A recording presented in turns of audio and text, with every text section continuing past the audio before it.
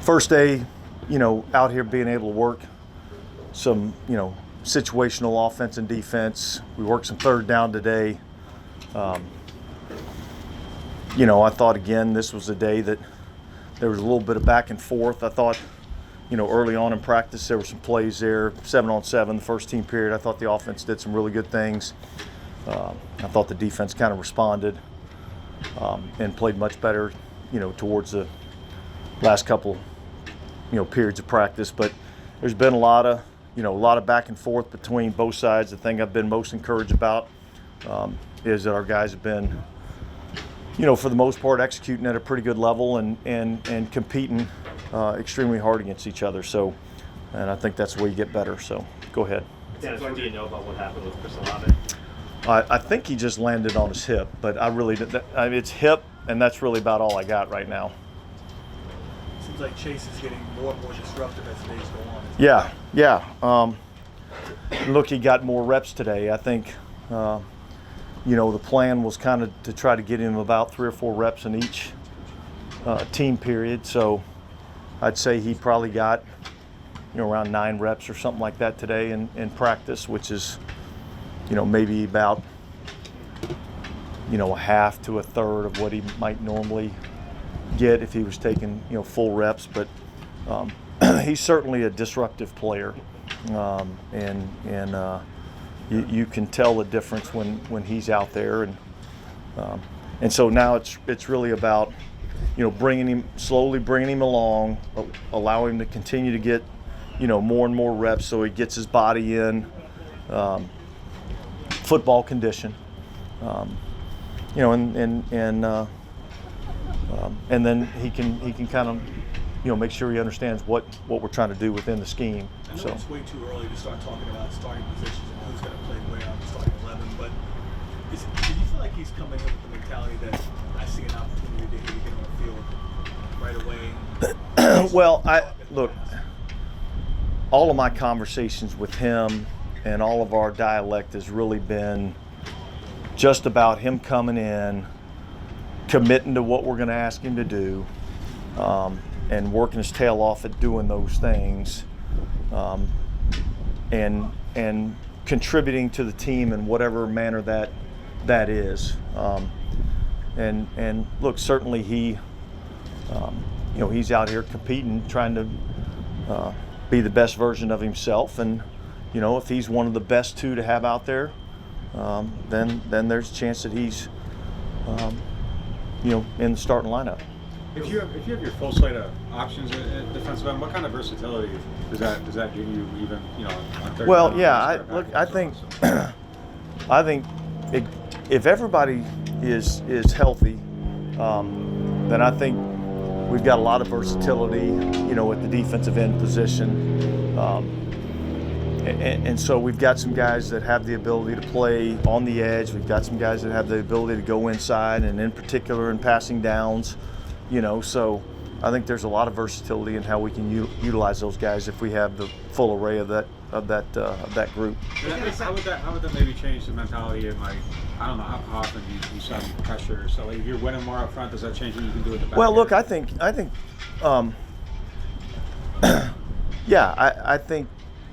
if you're able to get the best way to be able to rush the passer and play pass defense is when you can get after the passer and only have to rush 4. And now you can commit, 7 in coverage. And so I think that's where it always starts. And then, if you're not able to get after the passer as much as you need to with a 4-man rush, then you got to start bringing extra guys. And so, that would be the hope would be is that we've got, a group of guys, and not just 4 guys. I think the best defensive lines are the ones that have waves that they can just keep rolling guys in there. And so, offensive linemen, they don't substitute. They play the whole game. And so keeping fresh bodies on the defensive line, I think is important as the game wears on. Dennis, at this point in the 11-on-11s, when the offense hasn't put everything in, is this the point in training camp where maybe the defense has an advantage in those because they're not seeing a ton and they're seeing this? You know what I mean? Yeah. Well, look. Yeah, I certainly think that, and I think the same thing kind of goes offensively, and that you don't have as many things in defensively.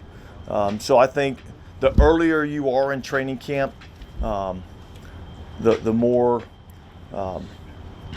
I don't want to say simple, but the less complex the schemes are, and then as you get going, you begin to add and they become more complex as you go along. I do think there's a certain, when you look at the passing game, there's a certain timing and rhythm that has to occur in the passing game, and that takes time. That's not something that happens on day one, and so I think from that standpoint, the defense has an advantage. Yeah, when you're looking at that NASCAR package, I know we saw Peyton Turner shift inside a little bit today. What is the kind of skill set? Is there a certain, are there things you look for someone who can make that shift inside more effectively? Because I know it was Tano a good bit last year, and he's obviously not. Yeah, look, I mean, obviously it's different when you're rushing inside, but there's still a lot of the same characteristics. I mean, size and length are things that help you in terms of being able to rush the passer. The more distance you're able to create between you and the offensive lineman, the easier it is for you to, be able to get from one move to the next to be able to rush the passer. Things happen a little bit faster, inside, so you got to be able to react a little bit quicker inside. You got a little bit more time when you're on the edge. But yeah, I think just that size and that length is something that we look for in guys to go in and rush inside. The versatility that Nick was asking about, do you see it on a day like today where the pass rush seemed like it had a pretty good day? Yeah. And look, I'll go back and look at the tape and see exactly what it looked like. But, I think the more guys that you have on the field that have the ability to win in a one-on-one rush, and if you think about it, if you got 4 rushers and you really got 5 protectors, then somebody's getting a double, but you're getting a couple of one-on-ones along the way, and so the more guys you have that have the ability to win a one-on-one pass rush, the better rush team you're going to be. Dennis, how would you evaluate Florida so far? What have you seen? What have you liked? Well, I think, look, the number one thing I'd say is, for a rookie, his name's not getting called out a lot. And when you're an offensive lineman and nobody's really talking about you that much, that usually means you're doing a pretty good job. So he's picked up the scheme pretty well. The physical nature and the way that he plays, I think, has shown up out here. I think that, obviously that was the thing that attracted us to him in college. I still think, obviously he's still got, a long way to go. But I've been really, really encouraged with what I've seen and him making that transition, to the left tackle position. Does that seem kind of, I don't know, natural's the right word, or like kind of an afterthought at this point? Or are you just like learning how to play in the NFL rather than learning to play? Yeah, I think he's gotten through any rust or angst about playing over on the left-hand side. Now it's just really, understanding how to play that position in the NFL, and it doesn't matter whether you're a right tackle or a left tackle. It's it's a tough position to play, and but I think he's handled the adjustment well, and I think he's transitioning well to what we're asking him to do. What about this offense? Like it fits Jordan Mims. Why does he fit? It seem to fit it so well. Is it kind of like vision, or like what's? Yeah, look, I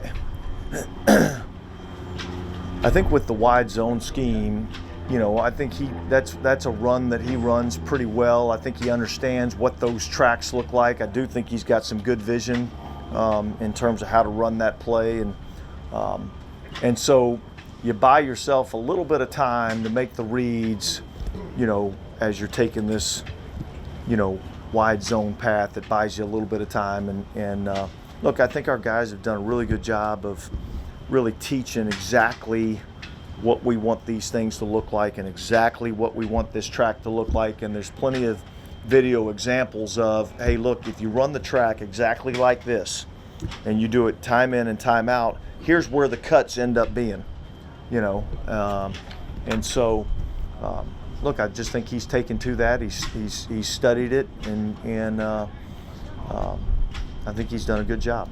Do you have updates on St. Brown and Horvath? Well, Horvath was away for personal reasons. I think his flight was getting back in today at 9:20, so he should be back out here.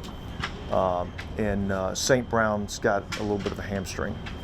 Is A.T. Perry taking a step forward, backwards? Or where is he right now? Well, yeah, I would say I wouldn't say either one.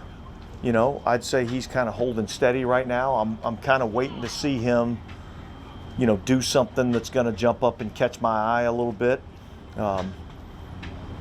Certainly we've seen some other guys, step up and make some plays. Some guys that maybe we might not have expected, but I think look, I think AT's doing fine. I do think that he's got to do something to take that next step and make one of those plays that's going to kind of catch our eye a little bit. So say he's doing fine. Good. What you've seen of other guys is doing fine enough to make this. Well, doing fine in anything's not gonna end up cutting it, and so yeah, I mean, he along with a lot of other guys have to do some things to catch our eye and impress us, and so I'm still waiting on that from him. He had a pretty good opportunity to the last half of the season to kind of get some playing time, and it seemed like he grew from there. Why do you think that step forward kind of hasn't happened? Yeah, look, I can't say, and it might just be that some of these other guys have stepped up a little bit more, and made themselves noticed a little bit more, and so. But that's why we come out here and we practice and we do the things that we do out here at practice, and we go through the evaluation process. We're not cutting the roster today, He's plenty talented enough to be on this team and plenty talented enough to make plays for us. I just think we need to see it a little bit more often out here at practice. So Lucas Patrick at left guard today. What is it about Lucas that kind of leads you to? Because it seems like he's back up at center, he's at guard. Yeah, look, he's a true veteran. I mean, he's pro. Comes to work every day. He's got a great attitude. He's really smart. Competes. Got a lot of qualities that we're looking for, and he's got experience. He's played in this league, and I know when we had to play against those guys in Chicago last year, I thought they were well coached up front, and I thought he was a good player for them. And when you're making, obviously 2 changes at the tackle positions, is that helpful to just have a veteran in a new spot when you have kind of that shift? Yeah, look, I mean, I think in a perfect world, we'd all like, our whole offensive line to be a bunch of veteran guys that's been established and played at an elite level in our league for a long period of time. But that's not where we're at right now. So, but yeah, having an established veteran that can step in and help in the communication and things of that nature, I think is, I think that's beneficial. Yeah. All right, guys, thanks. Thanks, Dennis.